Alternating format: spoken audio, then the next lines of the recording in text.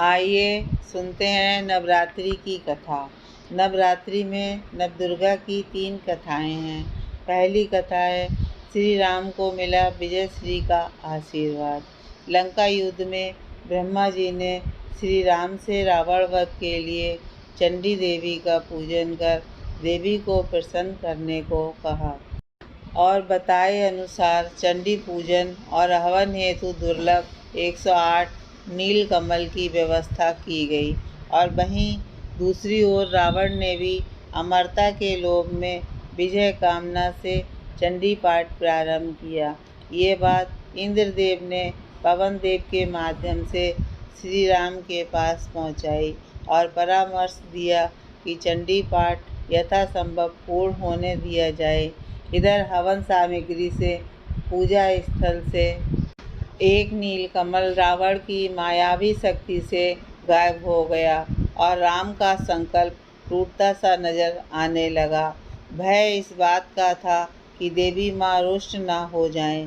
दुर्लभ नीलकमल की व्यवस्था तत्काल असंभव थी। तब भगवान राम को सहज ही स्मरण हुआ कि मुझे लोग कमल नयन, नभ कंचन लोचन आदि कहते हैं, तो क्यों ना संकल्प पूर्ति हेतु एक नेत्र अर्पित कर दिया जाए।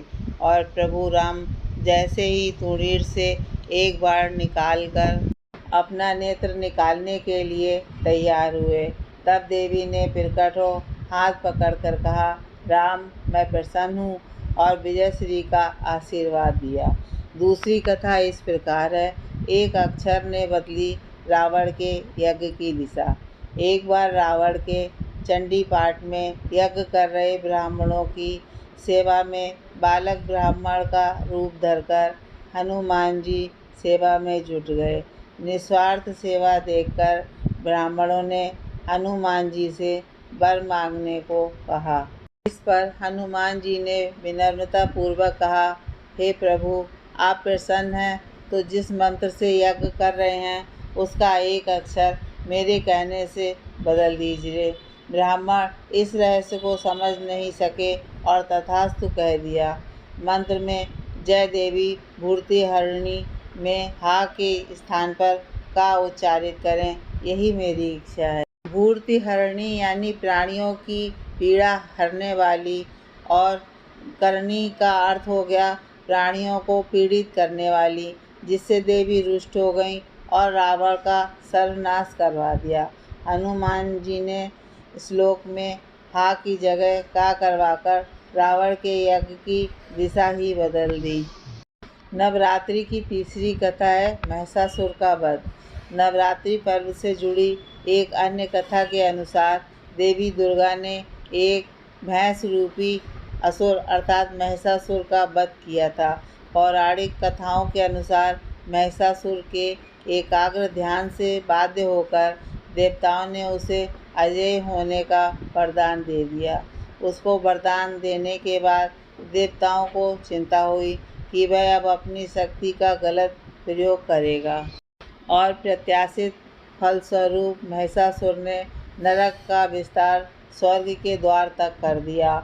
और इसके इस कृत्य को देखकर देवता विस्मय की स्थिति में आ गए। महिषासुर ने इंद्र, अग्नि, वायु, चंद्रमा, सूर्य, यम, वरुण और अन्य देवताओं के सभी अधिकार छीन लिए और स्वयं स्वर्गलोक का मालिक बन बैठा।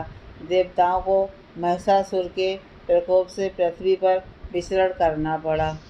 तब महिषासुर के इस दुस्साहस से क्रोधित होकर उनका नाश करने के लिए सभी देवताओं ने देवी दुर्गा की रचना की।